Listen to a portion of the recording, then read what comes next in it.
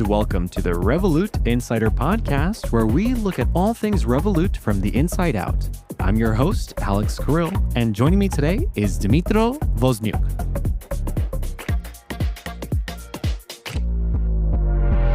Hi, Alex. Hi, Dima. How are you? I'm good. I'm super excited to be here. Thank you for the invitation. Of course, and welcome to the show. I really wanted to ask you what it was like when you first started working in customer support to now being a front-end engineer on our Revolut X team. It sounds like a story not only fueled by a passion to realize your dream, but also a lot of hard work. It was quite a ride. To be honest, when I just started, I never imagined myself as a developer. So I thought, okay, I started as support specialist here, and understanding that I started as support specialist who worked with customers and communicated with them, and now working on the other side and solving this issue, it's quite surreal feeling. Yeah. And how did you change and make that transition from customer support to working as an engineer? It all happened thanks to the Revolut initiative. I still remember this day when I saw the notification in one of our channels, and I saw our pilot program, Spires program, where you can transition into tech. So you can step in and try yourself as a developer, front-end, back-end, data analysis. And I double-checked all the criteria, and I think, okay, I met it. I applied and I was luckily accepted to the program, and that's how actually it's all started. So I learned for last year and a half. Wow. Yeah. How was that for you, having to work your normal job and study after work? It was really hard because you need to find the time for the learning process and for your classes, basically. And I wasn't ready for it. I remember I finished my university a long time ago, and I just got used to your daily routine where you work and you relax, you do some social activity with your friends. And then, of course, firstly, I was fueled with passion, and I was super optimistic that, yeah, I can do it. I can allocate any amount of time, 5 hours, 6 hours per day, 20 hours per week. But then reality hit me hard because you need to sacrifice your time with friends, with your family, and actually try to be active and proactive in your learning, because after work, especially after the customer support shift where you work with people, it takes a lot. So you need time to relax and to recover a bit before you can start actively learning. It was hard to rewire my brain and my daily routine to match this new schedule. Yeah. It took some time. Well, congratulations on not only making the decision to realize this idea that you had of yourself to be a developer, but also to go through with it and complete the program. And now you're a front-end engineer. Like, you did it. Yeah, thank you. It's really satisfying to hear. It's satisfying to hear, but is it satisfying in the work that you're doing now? Like, was it worth it putting in the work that you did? Yeah, I completely love it. The customer support job and different jobs that I did in Revolut, because I changed my positions a bit before I became a developer. I love it. It all brings something to your personality and to you, and the experience is really vibrant. Now, the experience is completely different. For example, when I was working in customer support, I was multitasking a lot, and the pace is really intense. You need to work a lot, you need to communicate a lot, to chat, and to process everything really quickly. On the opposite, the pace is a bit slower, but I need to focus more. I need to focus deeply. So it's a different kind of work, a different pace of work. But it's really satisfying. That's what I was striving for, the flexibility and the way you use your brain, I would say, trying to crack the puzzle every time. To me, it's like little science every day. Like finding different ways of solving these complex problems that you need to face. I would say being a developer, to me, it's a combination of 4 different professions. You need to be a little bit of detective, so you need to understand what is going on, why it's not working, or why it is working, how we should fix it. Then you need to be a little scientist, because you need to approach the problem, you need to find the solution, you need to think long term, how it will affect the users, how it will affect the product you're working on.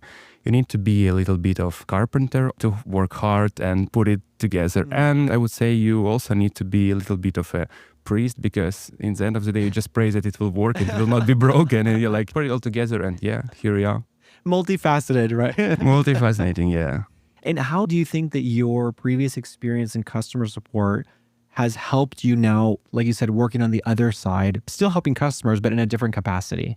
I really saw that I wasted my time there because I could become a developer sooner. Why I did this, why I did that. But in reality, of course, I didn't waste my time. This unique experience opened my eyes on different problems users are facing. Firstly, it's really leveled up my skills, my soft skills. And I advanced in communication. So that was the first pro of this experience. Another thing is the way you understand pain points of users, what are the issues they face, and how you can actually fix it. And now when I'm working, I think about these small issues in advance. I would say the best treatment is prevention. So here is the same. I try to prevent it, and of course I think about it. And I remember the issues I encountered as support agent and all the stories I heard from the users, plus I'm customer myself of many services, so I try to mix it up in my head and deliver the best possible product. I mean, and after you've put in so much work the way that you have, I mean, that's really what you want to do, right? Put your best foot forward to show that, okay, you get it, you're doing a great job, and you want to show that you are delivering wow for customers. Yeah. And Dima, can you tell me what is a typical day like for a front-end engineer? So usually I wake up around 8 a.m. I start my morning routine. I do some breakfast, coffee, morning exercise, shower, and then around 9 a.m. I start my job. Usually I check the messages, I check the emails, and start doing the code review. So to warm up my brain, I start with this. Code review, basically, it's when you're an engineer and you're writing code, and before this code reaches a production, so basically where customers can interact with it, firstly, it should go through the cross-check of your colleagues. So you write the code, you check others' code, and the same goes for your colleagues. So if there is any code to review, I review it, and I slowly start my work. Around 11 a.m., we have daily meeting where me, my colleagues, engineers, product owners or project managers and designers discuss work in progress, what's our priorities for today, and basically if anyone needs any help. And then I start working on my projects. Of course, it depends day by day. Some days it's all about the coding. Some days it's mix of coding with brainstorming and meeting where we just discuss with our colleagues how to fix particular bug or how to make this feature even better. To code all day, of course, it's challenging and it's hard. So my brain, of course, requires a break. I can imagine. Sometimes during lunch break to go for a long walk or go to the gym and change the surroundings. Exactly. And rest a bit. Yeah. Then I go back to work until I think 5 or 6 p.m. and I call it a day. A productive day, it sounds like. Super productive. Yeah, I'm glad that you're taking advantage of that flexibility to find that for yourself and take that break in the middle of the day, for example. Yeah, definitely, because otherwise it will be counterproductive. It's not possible to work hard and work hard without breaks. Yeah. So the breaks are fundamental part of your thinking process. And let me ask you, when you were considering entering the Spires program, what made you decide to study to become a front-end engineer? Honestly, I always wanted to be front-end engineer. I know it sounds weird. You'll ask why you never took any attempts. And in reality, Maybe this is where I ask, why? Why did you not take any attempts? Once I graduated from university, I always looking in this direction. I had some friends who were developers. At the time, they were front-end developers mostly. It was appealing because I see myself as a visual person, and in front-end, everything you do, you see the progress immediately because it's a front side of application or website, and you also design yourself or you work with designers. So it's kind of a mix of logic and creative work altogether. So design, it was the first thing which appealed to me, that, okay, you can be super creative here, not only simple coding.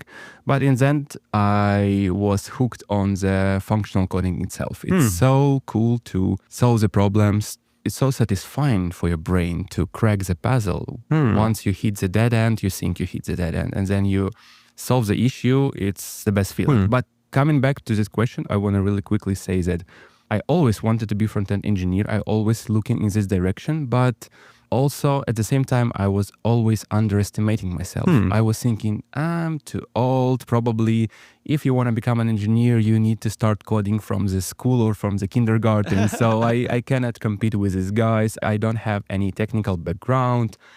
And I was thinking I was not cut out for this. What did you study in university?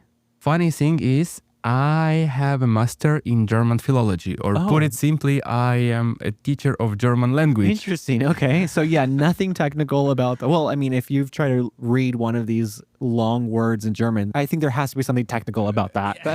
Yeah, maybe it prepared my brain to the technical side of the job. You know, the funny thing is that I never worked a day as a teacher. I just graduated and immediately changed direction. I was always looking into the tech field. It was really appealing, but I was always, once again, underestimating myself. I thought I can't make it. And I landed my first job here when I was 29. And when I was 21, 22, I was like, no, I'm too old. I cannot do it.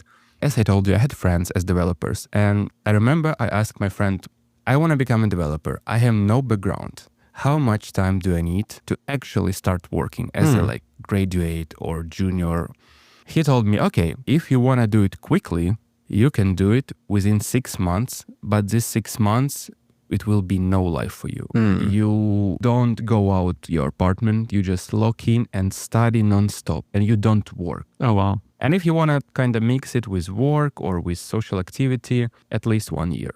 And to me, it was huge. I was like, 1 year? No way. I cannot do it. I thought 2 or 3 months will be enough. So it also discouraged me a bit. I think I was not ready mentally to complete such milestone as learn how to code. And now I was ready working in Revolut. Oh, yeah. So yeah, it was like a sign to take this opportunity. Yeah. And it took you a year and a half of studying to become an engineer. Correct. Yeah. But it feels good now having accomplished that, I imagine. Oh, it's such a satisfaction, of course. And to tell you the truth, it was a concise choice. You know, when you go to school, it's kind of not your choice. You need to go to school because everyone goes to school. Your family takes you, okay, now you're in school. Then once you finish your school, in most cases, you will go to university and you don't know what you want from life.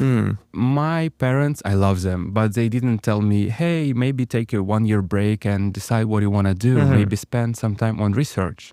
So they kind of pushed me a bit, and all my friends, they went to university. So it was kind of obvious choice where to go. And I knew that, okay, I know English, I like languages, I like all this communication. So why not to try some language philology direction? And yeah, it was a new language, German. It was appealing. It was a choice between English and German. I was like, okay, English I know. So yeah, German, why not? Okay. That's how it all started.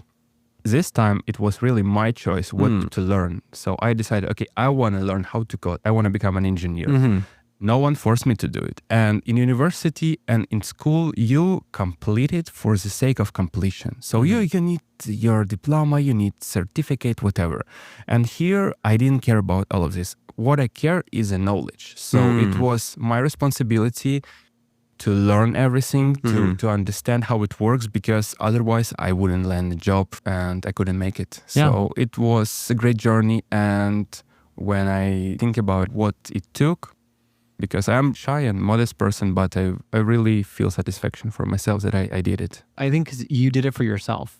You put in this hard only work for myself. and you did it for you because you wanted to do this. Yeah. And now I envy for good for all these students who know what they want from life after school in their 18th, 19th, and they choose the right direction and concisely, and they go and they learn for the sake of the knowledge. Yeah, it's hard to know exactly what you want to do so young. Yeah, you gotta be lucky. I think it's also true that if you don't know what you want to do, that it's okay to take a break. And I think we should normalize that. Like you mentioned, I was the same way. You know, you're kind of forced almost socially and by your peers, your family, that you should be studying and you should already know what you're going to do right out of high school. But that's not necessarily the case. So for those that might need to take that time, it's okay. Sure. What's interesting, it's like you mentioned, it's also the difference between our generation. For example, our parents, they graduated from university or they selected or they've chosen one direction where they want to be when they want to master their skills, and they worked on this one job for almost like in this field their whole life. And our generation, I think it's normal to switch your jobs every 5 years, to switch direction. So you need to be adaptable. You need to be flexible. Yeah.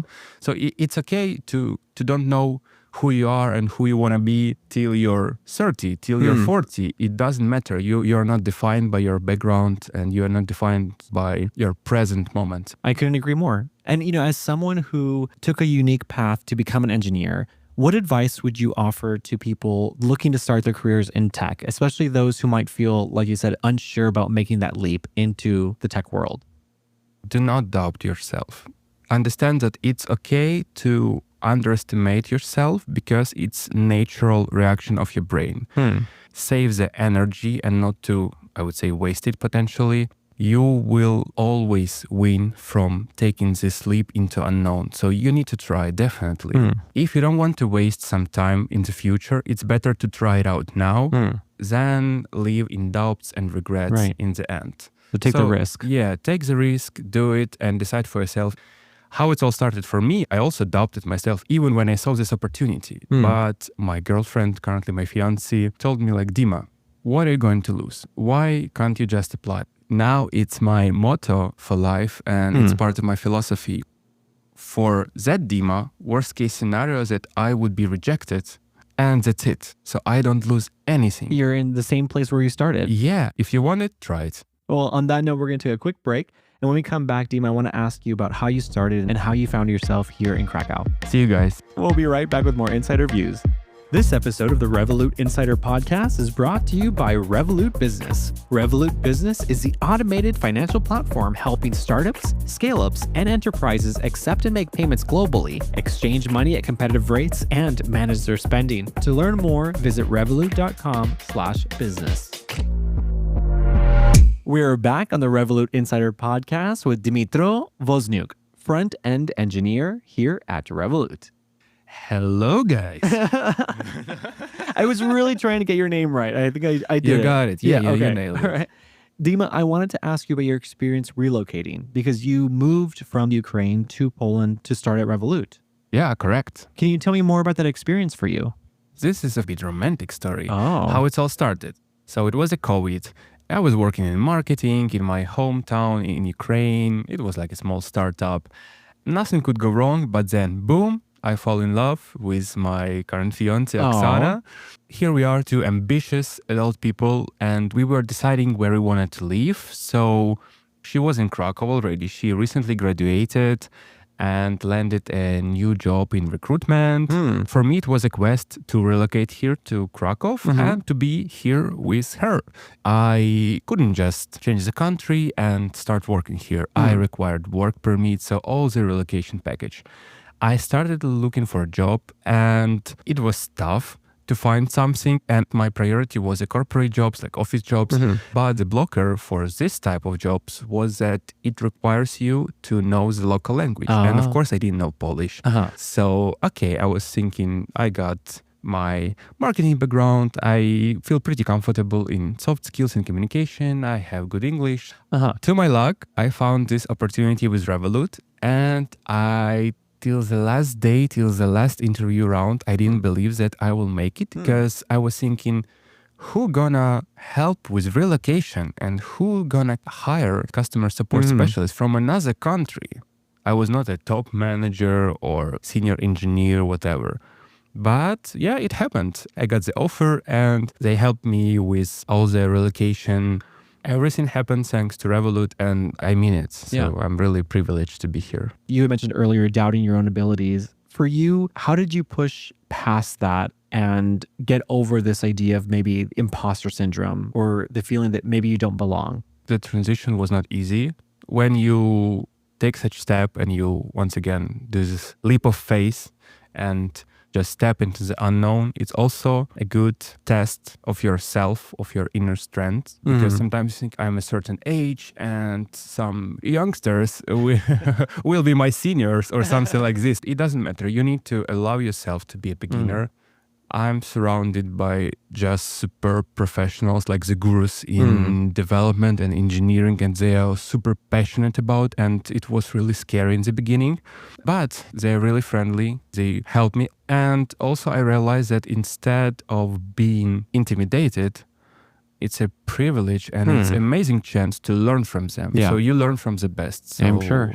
the more challenging path you take, the more you benefit from it and the more you learn. I think all that also helps you to develop your skill of being adaptable. When you can adapt to new situations is when you can really grow. And I think that's really important here at Revolut as well, because things do come up all the time that we have to think on our feet, come up with new solutions to problems. For you, what do you think is one skill that has been critical to your success? Adaptability, definitely. It's one of the core pillars of my success. And also, it can sound pretty obvious, but belief. Like this trust in yourself. Yeah, you need to believe in yourself. You need to trust yourself, and you need to understand that you will do it. So, okay, maybe not belief, I would say perseverance. Yeah. And just trust yourself. So how we approach the problem, in most cases, it's super difficult and you don't know the answer. But you know that you will do it. No matter how, but you will do it. And for you, Dima, when you look ahead at your career as a front-end engineer, what do you see for yourself in the next couple of years? Definitely, I want to progress as engineer and learn as much as possible because every day I continue learning, I continue growing. So I want to become one day a senior engineer and to bring as much value as possible to my colleagues, to my team, to our customers. So that's my ultimate goal. I love it. I feel I'm really passionate about it. And one day I feel like I can land on some leadership position, but it's too early to say about it. I'm just starting my path. So Hey, that perseverance and looking ahead. So I have no doubt that you'll get there if you put your mind to it. Oh, thank you. Yeah. So no underestimating yourself, Dima. Never. If there's one piece of advice you would give to younger Dima when you were just starting out in your career, what would it be? It's okay not to have everything figured out. So just trust yourself, trust your gut and do it. I love that. Well, thank you so much, Dima, for being here and sharing your story with me, with the world. I really appreciate it. It was really good to be here. Thank you so much. Thank you and good luck to you in the future. Thank you. And for those listening, thank you so much. You can add the podcast to your favorites so you don't miss an episode and see what we're up to on Instagram at Revolut Insider. This has been the Revolut Insider Podcast, where we explore all things Revolut from the inside out. Until next time, remember, never settle, because the sky's not the limit, it's just the beginning. Revolut. Change the way you money.